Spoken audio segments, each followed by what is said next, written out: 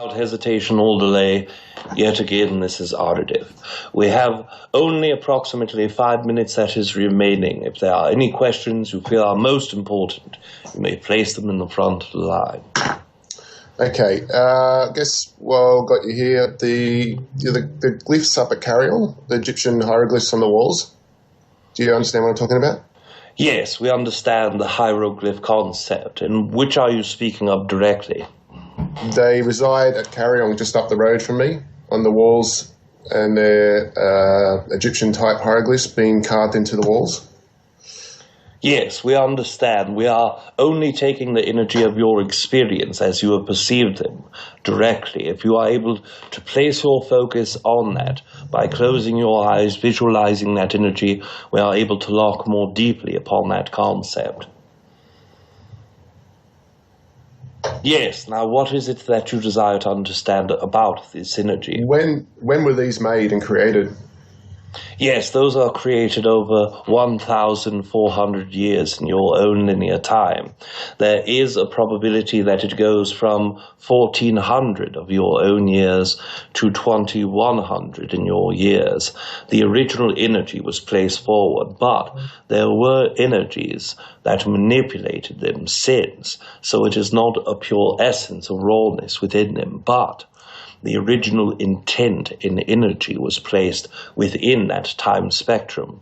Now, what we can tell you about that probability, by having such a great degree of difference, the initial entities who placed an intent and the original markings could have placed their own energy within the further time, but in the most recent time, another entity came forward and placed more energy, because we see not only 3 originating energies from that, but we also see several dozen energies that have co-created with it since. Now, this can be that they are manipulating it physically, or it can mean that these entities have meditated, locked themselves in as a part of that energy, so that they could utilize those symbols for their own structuring tools.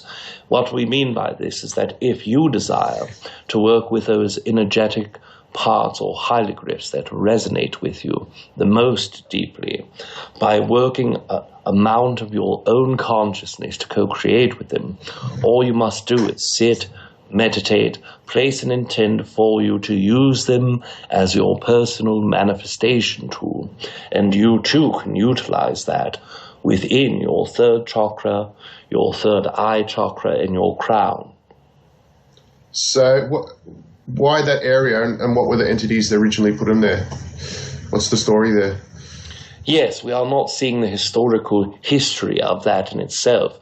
What we do see is an intent, an energy of intent placed there. The original entity who placed that was utilizing an ancient tool, one that was handed down from generations of truth tellers. Some entities perhaps call these beings speakers. These entities work from their own plate of consciousness, and they are working with templates and conscious creation upon the 4th and 5th density of consciousness. They are utilizing these symbols so that they themselves can heighten their own level of consciousness past a 4th density essence into a 5th density essence. So those that walked around in a time that linearly were supposed to only be 3rd density beings were heightening their consciousness in states of deep meditation to 4th density. After utilizing that, they were trying to increase their consciousness beyond. Okay, yeah, because I've had that effect from that area myself, where it's risen me up, and I've perceived other entities and so forth on a different level. Yes, there are still many entities from 4th and 5th density that create in that area. If you are able to utilize just the symbols that resonate with you greatly, then perhaps you can see these entities in a most physical way and co-create with them. Those that have left their consciousness, or at least parts of their higher dimensional consciousness, into that area, you would be able to co-create with them, much as you would perceive a ghost or a being who is not physical, but consciousness is there to co-create. That experience is one that is tied in within your own lineage of consciousness.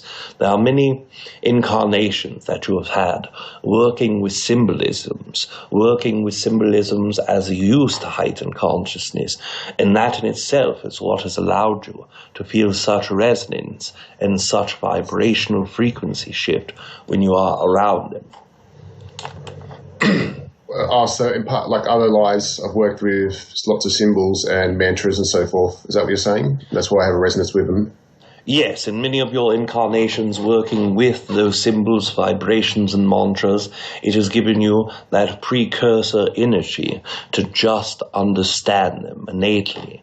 Most humans, although they understand because of their own DNA encoding and because they understand the desire or effect behind the energy, they do not understand the specific nature or allow that symbol to vibrationally co-create with him.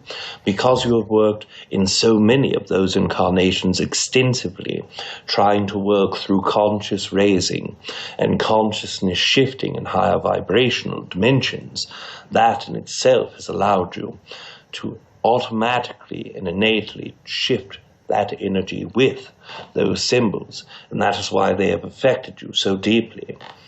We must express that within this evening our time has come to an end.